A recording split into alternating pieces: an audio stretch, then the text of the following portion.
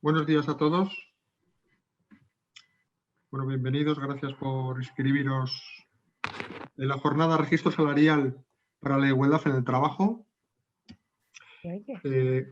Vamos a empezar ahora a las 9:05 y esto va a terminar a las 10:30. Lo que hemos pensado es que durante la primera hora las personas que lideran esta webinar mantengan un coloquio y reservemos la última media hora para preguntas. De cualquier forma, siempre vais a poder mandar vuestras preguntas por chat y los ponentes del coloquio van a poder verlo en tiempo real y así también un poco encaminar el diálogo y vuestras consultas. Lo que hemos decidido, sois prácticamente 100 personas inscritas a esta webinar, pues lo que hemos decidido es, si os parece bien, silenciar a todos los micrófonos y la persona que quiera preguntar, pues que levante la mano. Así no nos podemos pisar, ¿eh? Luego, al final de la conversación, podremos también, bueno, pues atender vuestras preguntas en línea, ¿no? Que podéis entrar y hacer la pregunta. A veces son preguntas un poco largas o que de alguna forma la conversación también con ellos pues puede mejorar un poco la comunicación. Acordaos, por favor, que cuando habléis, acordaros también de poner vuestro micrófono en mute para que no se oigan ruidos exteriores. Lo que nos parece mejor es que tanto Clara como Ana como Fabián pues se presenten ellos, ¿no? Y así pues demos paso a esta webinar. Así que, si os parece bien, Clara. Perfecto. Pues buenos días a todos y a todas. Yo soy Clara Fernández López, soy abogada y estoy certificada como Compliance Officer. Soy también máster en estudios interdisciplinares de género y profesora de posgrado y formación continua en la Universidad de Deusto, en la que coordino el curso de experto en Compliance de esta universidad en Madrid. Ana, ¿te presentas tú, si te parece? Sí, claro, gracias, Clara. Bueno, buenos días a todo el mundo. Un placer estar aquí compartiendo con vosotras y vosotros. Gracias a Induin también por invitarnos. Yo soy Ana Fernández de Vega, soy politóloga, experta en políticas de igualdad y actualmente, bueno, soy la presidenta de la Asociación Profesional de Consultoría de Género, de la que Clara también es socia. Vengo trabajando sobre todo en la estrategia de la transversalidad en políticas de igualdad del ámbito público, pero también en los planes de igualdad en las empresas.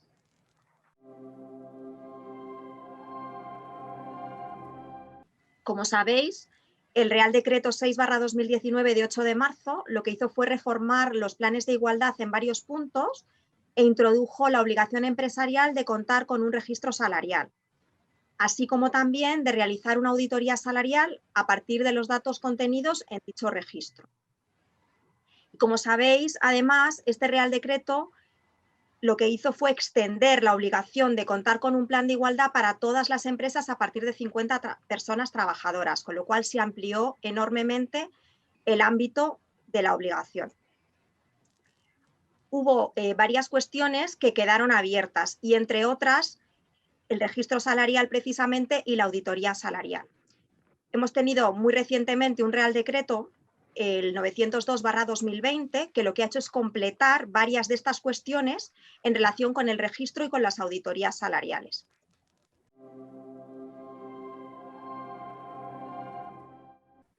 A la vista de la nueva regulación que plantea este reglamento, lo que vemos es que la cuestión ha adquirido una especial relevancia, en la medida en que el análisis de la brecha salarial a través de la auditoría salarial constituye ahora realmente un plan dentro del plan de igualdad que está dotado de sustantividad propia, como vamos a ver a lo largo de este webinar.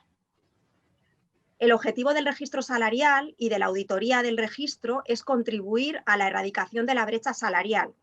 Esto lo hacemos en cumplimiento de la normativa europea e internacional, porque precisamente la igualdad salarial es uno de los objetivos estratégicos de la Estrategia Europea para la Igualdad de Género, que empieza en 2020. Sabéis que en España pagar salarios diferentes en función del sexo de la persona trabajadora está prohibido por el artículo 28 del Estatuto de los Trabajadores. Pero pese a ello, se calcula que las mujeres en España cobramos 4.915 euros al año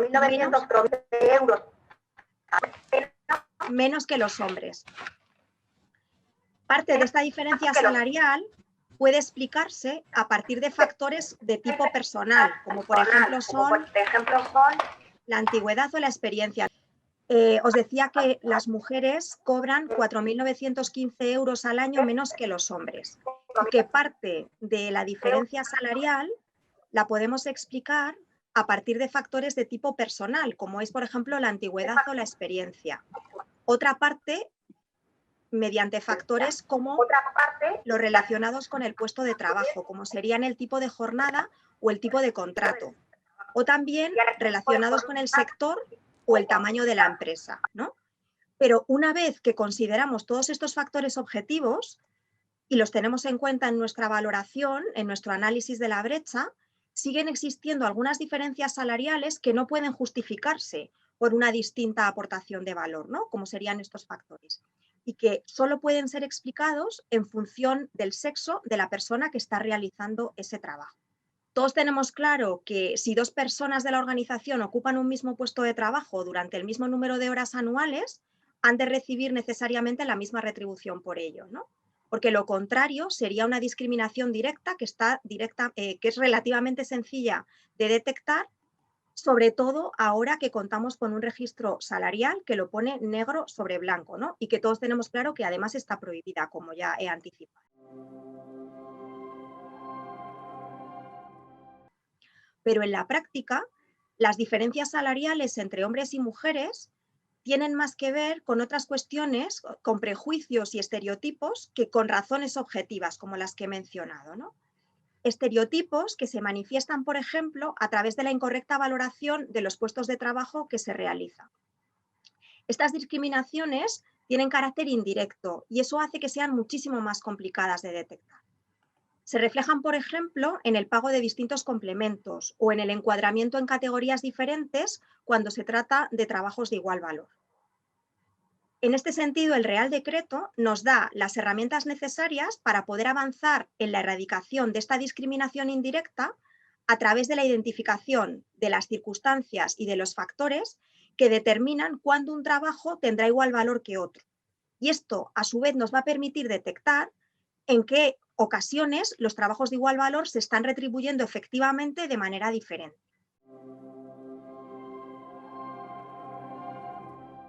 Y junto a esta conceptualización del trabajo de igual valor, que es fundamental, y fruto también de una recomendación de la Comisión Europea del año 2014, tenemos un nuevo principio, traemos un principio que ya existía en la normativa internacional, que es el principio de transparencia, ¿vale? Que va a vertebrar este Real Decreto y que, aplicado a los diferentes aspectos que determinan la retribución y sus diferentes elementos, nos va a permitir obtener información suficiente y significativa sobre el valor que se le atribuye a esta retribución, identificando las discriminaciones tanto directas como indirectas que se estén produciendo y particularmente, como os anticipaba, las que se deben a la incorrecta valoración de los puestos de trabajo.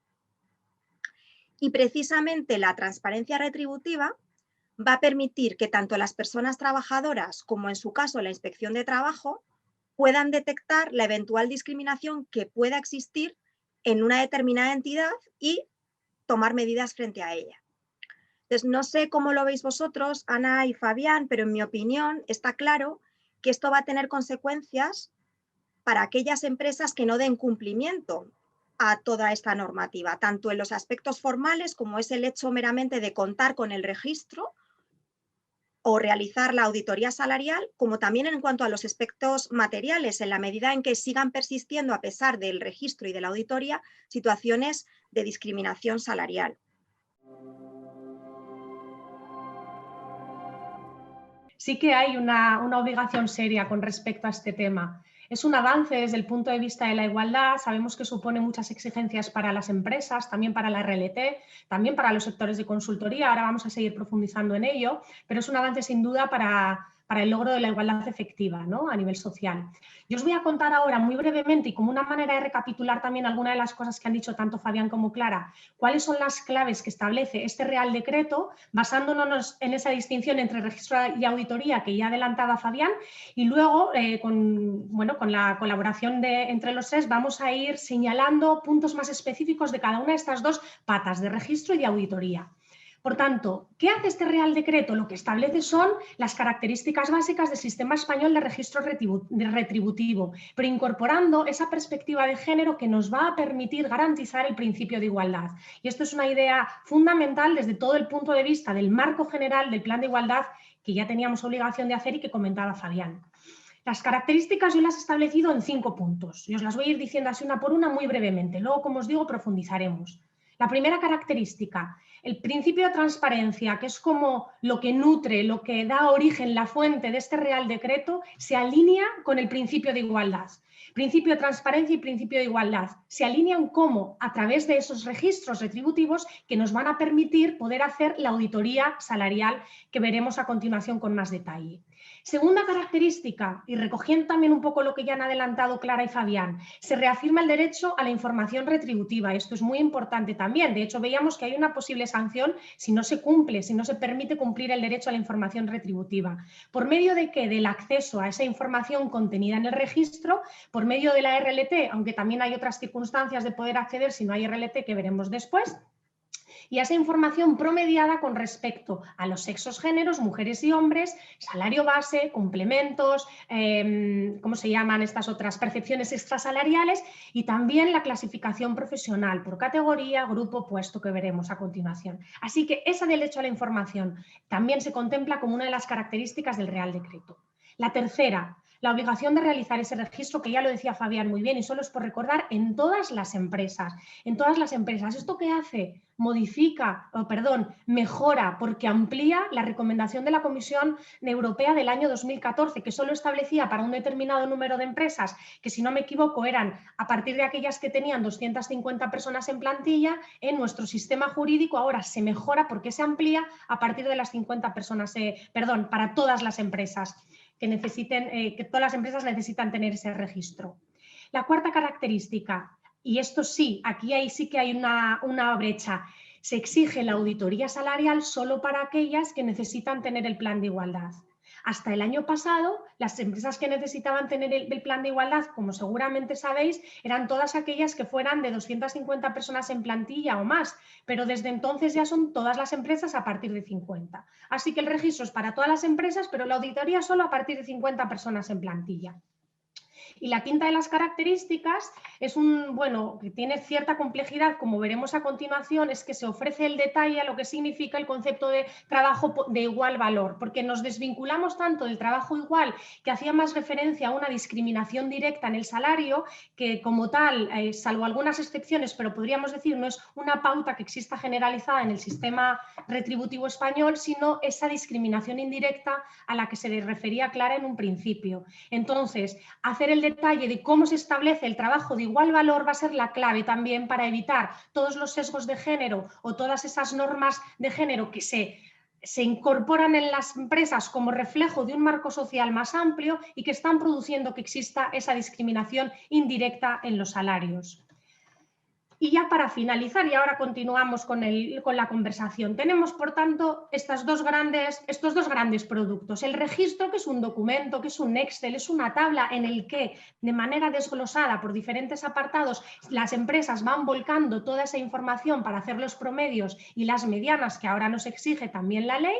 Y por otro lado tenemos el concepto de la auditoría salarial, el producto de la auditoría salarial, que es el análisis con perspectiva de género de ese registro, que nos va a permitir identificar dónde están las brechas de género, a qué se deben las brechas de género y cómo poder solventar esas brechas. Y eso forma parte, como bien decía también Fabián, del plan de igualdad. Así que yo creo que con este mapa y con todo lo que ya habían comentado Clara y Fabián, vamos aclarando mucho los contenidos de este Real Decreto y podemos irnos metiendo un poquito más en detalle en algunas de sus cuestiones. ¿Os parece, Clara y Fabián?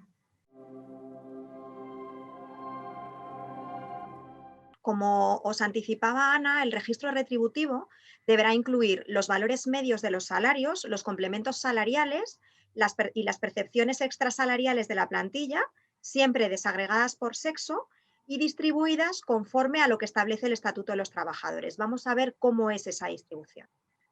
En cada empresa tendrán que establecerse en el registro, convenientemente, como os decía, desglosadas por sexo, además la media aritmética y la mediana de lo realmente percibido por cada uno de estos conceptos que hemos mencionado en cada grupo profesional, en cada categoría profesional, nivel, puesto o cualquier otro sistema de clasificación aplicable que esté empleando la empresa en particular. Y esta información, a su vez, tendrá que estar desagregada en atención a la naturaleza de la retribución, incluyendo salario base, cada uno de los complementos y cada una de las percepciones extrasalariales, especificando de modo diferenciado cada percepción en concreto. Como os comentaba al principio, precisamente las discriminaciones indirectas suelen estar escondidas en estos complementos, en estas percepciones extrasalariales. Los salarios base no suelen ser diferentes, de hecho no son diferentes, ¿no? Con lo cual, el hecho de desagregarlas es lo que nos va a permitir detectar las desigualdades de una forma muchísimo más sencilla, ¿vale?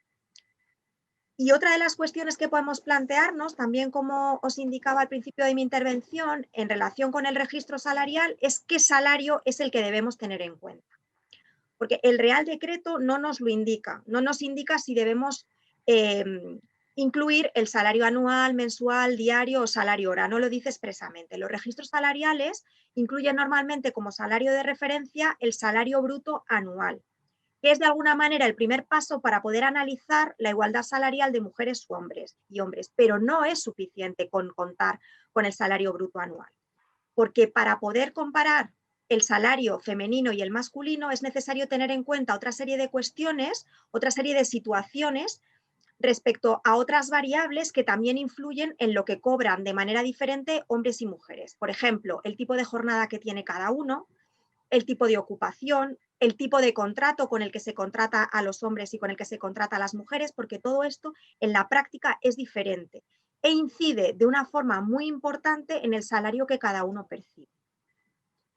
De manera que para poder analizar, por ejemplo, las retribuciones según el tipo de jornada, es fundamental que contemos con otros datos que son el salario por hora. ¿Por qué? Porque para poder analizar la brecha salarial en profundidad necesitamos detectar que las mujeres trabajan en mayor medida que los hombres a tiempo parcial, y esto es un dato que tenemos, y cómo eso influye en su salario. Si no contamos con el salario por hora, se nos escapa este análisis y no podemos realmente saber qué es lo que está influyendo en la diferencia salarial.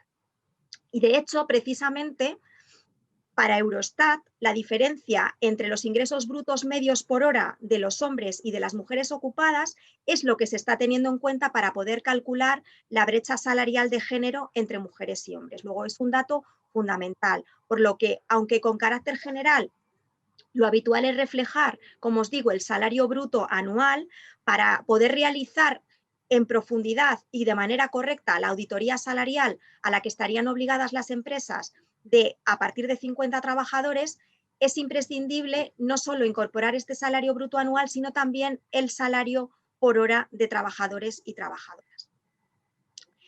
Y como también os indicaba previamente, para completar la información que nos proporciona en todo caso el salario bruto anual, en aquellas empresas que deben hacer auditoría salarial, la norma nos está pidiendo también indicar la media y la mediana de las agrupaciones de trabajos de igual valor. ¿Por qué es importante proporcionar esta información adicional? Pues es muy importante que se haya incorporado precisamente la mediana, que no estaba en el proyecto de reglamento, porque nos da muchísima información que permite realizar, como os decía, un análisis mucho más complejo.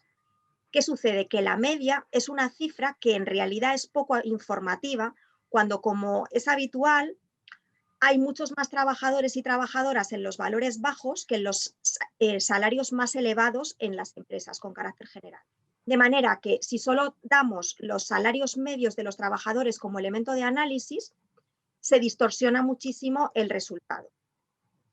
Porque tened en cuenta que aunque haya pocos trabajadores en salarios muy altos, sus salarios al calcular las medias influyen muchísimo en el salario medio que da como resultado.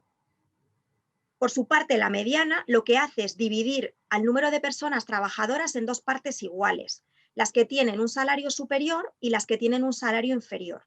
De manera que, como no es tan sensible a la existencia de retribuciones muy altas y retribuciones muy bajas que se salgan de lo normal dentro de la empresa, nos va a permitir tener un conocimiento mucho más profundo de cuál es la realidad de las retribuciones que se están dando en una empresa determinada. Y en aplicación precisamente de este principio de transparencia y como resultado del análisis de brecha salarial que vamos a realizar a través de la auditoría salarial, en las empresas a partir de 50 personas trabajadoras, en aquellos casos en los que la media aritmética o la mediana de las retribuciones totales de un sexo sea superior a las que recibe el otro, en al menos, nos dice la norma, un 25%, tendremos además que incluir una justificación de a qué se debe esa diferencia. De manera que podamos acreditar que no está directamente relacionada con el sexo de las personas trabajadoras. Os decía, hay una serie de elementos objetivos que permiten explicar las diferencias de retribución. En el fondo, lo que tenemos que hacer aquí es plantear los elementos objetivos que justifican esta diferencia de retribución son estos. Pues la diferencia de jornada, por ejemplo, que luego tendremos que analizar por otro lado en otros apartados del plan de igualdad. Pero podremos de alguna manera dar justificaciones objetivas de la diferencia y eso nos permitirá de alguna manera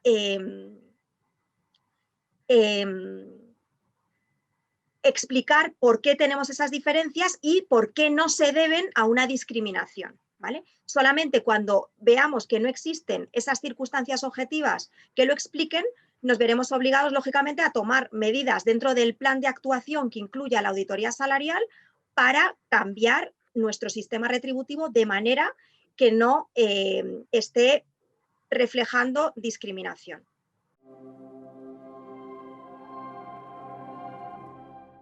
Con el tema de los plazos hay como una parte que está clara y otra que todavía queda abierta y vamos a irlos viendo.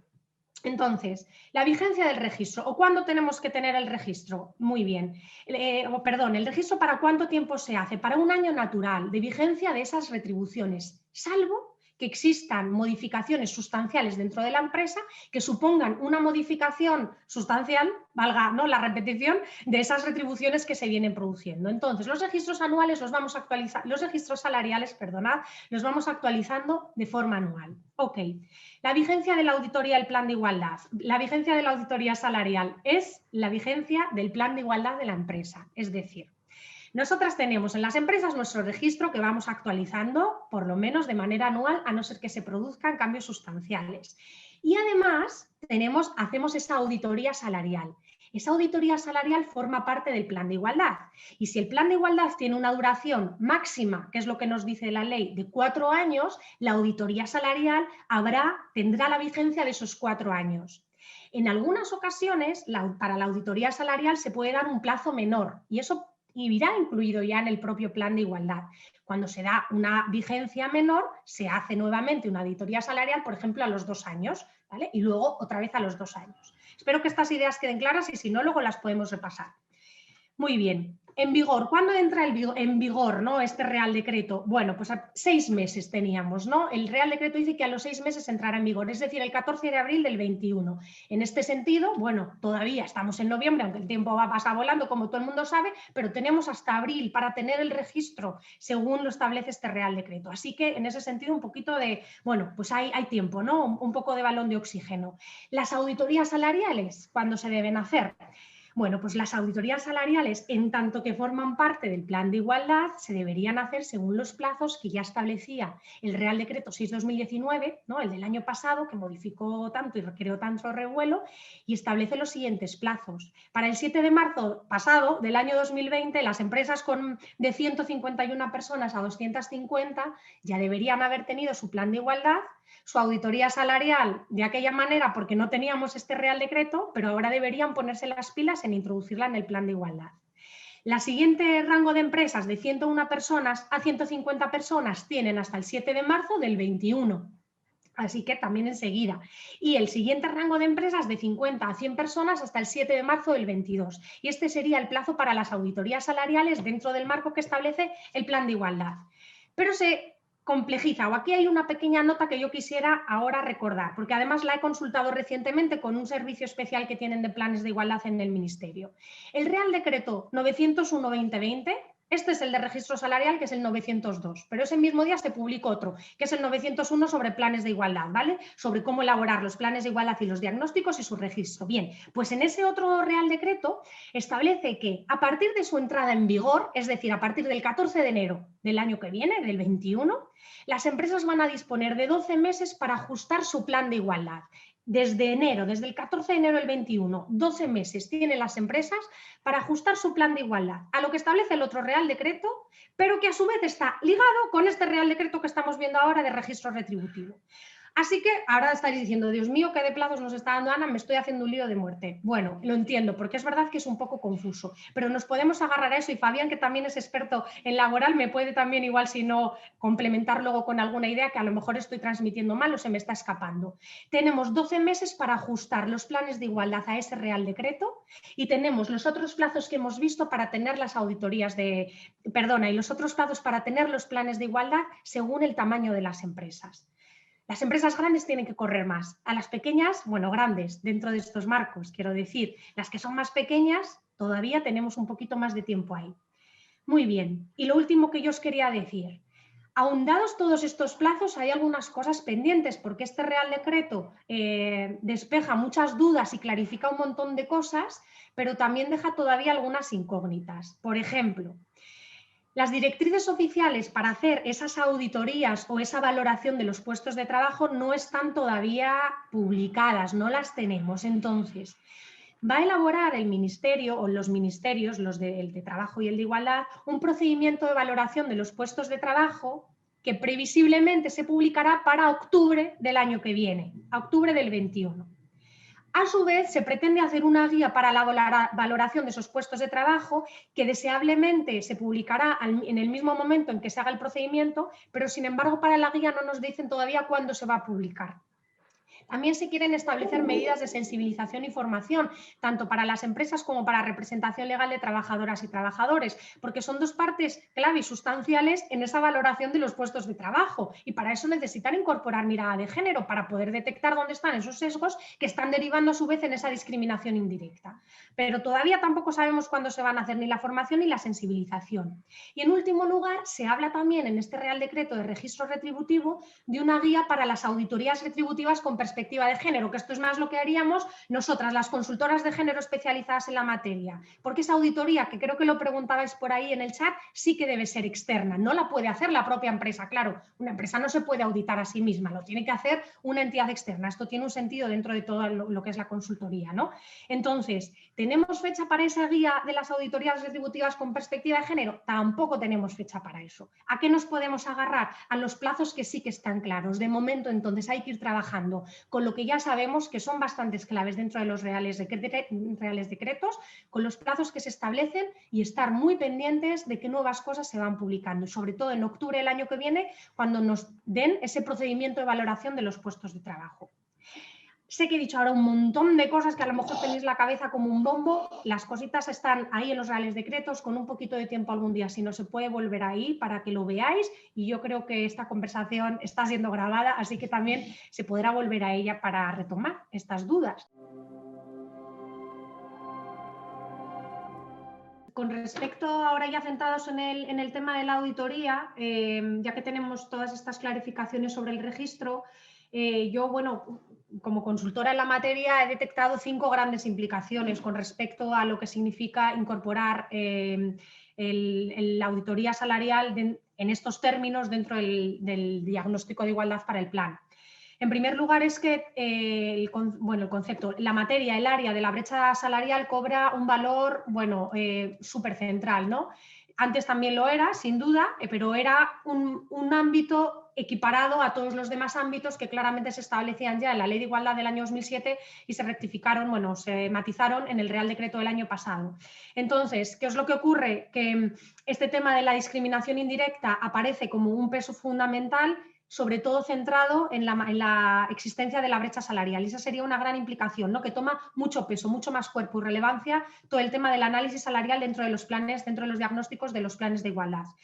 implica además un reto para evitar que se desplacen, o sea, las consultoras y a las propias empresas, pero sobre todo de cara a ese diagnóstico de igualdad, va a implicar un reto para evitar que se desplacen otros términos, otras áreas de análisis que también son sustanciales dentro de lo que significa diagnosticar el grado de igualdad en las empresas, como por ejemplo la segregación ocupacional, tanto vertical como horizontal, cuestiones que tienen que ver también con la conciliación o con las medidas de corresponsabilidad o el fomento de la corresponsabilidad, o incluso situaciones como la prevención del acoso o actuación ante situaciones de acoso sexual o por razón de género. Son también ámbitos que tienen un peso muy, muy importante y que debemos tratar de que sigan manteniendo, ¿no?, esa relevancia a pesar de todo el cuerpo que se le ha dado al tema de la brecha salarial. La tercera de las implicaciones, bueno, es que obliga de una manera, no sé, velada, no me sale ahora un término, pero está situando directamente tanto a las empresas, sobre todo a los equipos de recursos humanos, como a la RLT, a ser una parte formada, no solo ya informada, sino formada en la materia de igualdad. ¿Por qué? Porque son esa parte sustancial a la hora de valorar también los trabajos, por supuesto, con el apoyo y el asesoramiento de la consultoría que tengan, ¿no?, para hacer los planes de igualdad, pero son una parte, en este caso, formada. En ellas recae una gran responsabilidad para ir avanzando en este tema de la erradicación de los sistemas o factores de discriminación indirecta en la empresa. Otra idea relevante o implicación importante con respecto a los diagnósticos de igualdad, que para mí tiene este Real Decreto, es que también lo podemos tomar como una herramienta que va a beneficiar al conjunto de la plantilla, porque lo podemos disgregar o desagregar por otras variables, por ejemplo, nacionalidad, por ejemplo, edad, por ejemplo, otras cuestiones que sí se contemplan en el otro Real Decreto que os comentábamos antes, en el 901, que no se especifican en el 902, pero que está poniendo de manifiesto cómo este registro es una herramienta para hacer visible si existe esa brecha, esa discriminación indirecta en forma de brecha retributiva, pero que también es extensible a poder identificar si existe brecha retributiva por otros factores. De aquí, por tanto, el concepto de igualdad se amplía, se ensancha y incorpora eso que llamamos también la perspectiva de la interseccionalidad a otros posibles factores de exclusión o de discriminación. Y la última de las implicaciones que tiene este tema de la brecha salarial dentro del diagnóstico de igualdad es que, bueno, exige un esfuerzo mayor por parte de las empresas, por parte de la RLT, en la recogida de información y en el tratamiento de esa información. Porque el registro es una herramienta que, como hemos visto, anualmente se tiene que tener en todas las empresas, anualmente se tiene que refrescar y luego tiene que ser tratada para poder identificar si existen o no esas brechas. Así que aquí también es un poco poner la pila a esas dos partes en esta recogida y tratamiento de la información.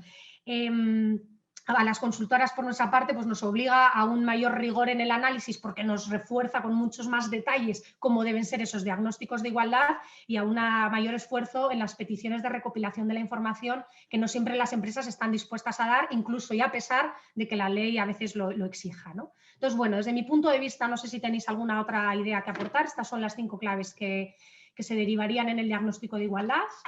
Y yo creo que nos quedaría un tema sustancial, que es un poco volver a este tema de los trabajos de igual valor, ¿no? A lo mejor como cierre y recapitulación de todo lo que hemos visto.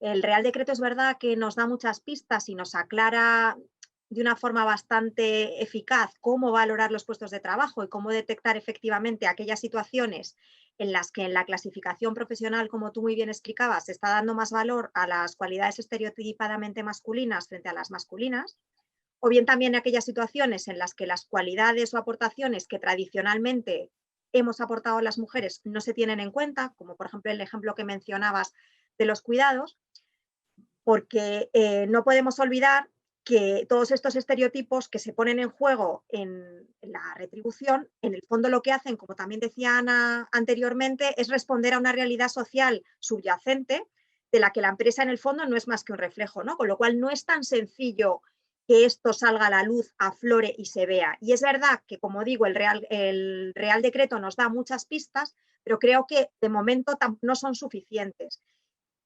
En ese sentido, sí creo que la orden ministerial que se aprobará en el plazo de 6 meses, según nos indica el Real Decreto, va a ser muy útil para poder profundizar en la forma de llevar a cabo esta valoración y saber en la práctica cómo tener en cuenta los distintos factores y condiciones que tú muy bien mencionabas, que efectivamente son muy relevantes para evaluar los distintos puestos de trabajo y para interpretar los criterios que fija la norma para poderlos tener en cuenta conjuntamente, ¿no? cómo se va a realizar esta evaluación de manera objetiva, cómo se van a tener en cuenta todos estos criterios, cuánto van a pesar unos respecto a los otros, si van a tener más peso unos que otros, cómo lo vamos a gestionar esto, porque es algo que de momento no está claro. Y como digo, no es una cuestión intuitiva, porque si fuera intuitiva no tendríamos la discriminación indirecta que tenemos en las empresas y en la sociedad en general, ¿no? Y por eso creo que precisamente este Real Decreto, por un lado clarifica enormemente, pero por otro también nos pone de manifiesto que esta cuestión tiene una enorme complejidad, que el análisis de la brecha salarial no es nada sencillo de realizar y sobre todo es complicadísimo para aquellas personas que no están familiarizadas con el análisis de género, ¿no? Porque el Real Decreto es muy complejo, pero es que lo es porque en el fondo lo único que hace es trasladar la complejidad de la realidad que es objeto de análisis, ¿no? Por eso, a mi juicio, y por aportar algo distinto de lo que tú ya has comentado, creo que es imprescindible que se cuente con personas muy bien formadas, tanto externamente, en las personas a las que se contrate para realizar la consultoría del plan de igualdad y dentro del plan de igualdad de la auditoría salarial, que estas personas tengan además una formación muy completa que incluya, por un lado, los aspectos jurídicos que van a ser fundamentales y más con esta normativa, como digo, tan compleja, pero también que cuenten con una formación realmente profunda y eficaz en materia de igualdad, que tengan capacidad de análisis de género para ver lo que está oculto, lo que no es evidente a los ojos de las personas legas, ¿no? Lo que muchas veces hablamos de las gafas violeta, ¿no? Que te permiten ver la realidad desde otro punto de vista distinto y ampliar muchísimo el análisis que realizas a la vista de los mismos datos, ¿no? Y por otra parte, no solo externamente, sino también internamente. Vamos a necesitar que las personas que, por ejemplo, forman parte de estas comisiones de negociación de los planes de igualdad y que, por lo tanto, van a tener en su mano también la negociación del diagnóstico de brecha salarial, cuenten con una formación profunda, completa, que no se trate de una formación aquí por encimilla de 3 o 4 horas en las que le cuento lo fundamental y ya con eso les lanzo al ruedo, ¿no? Porque esa formación tan mínima no va a permitir realmente hacer un análisis efectivo y eficaz, no va a permitir revertir la discriminación que se está produciendo y de la que no estamos siendo conscientes en muchas ocasiones, ¿no?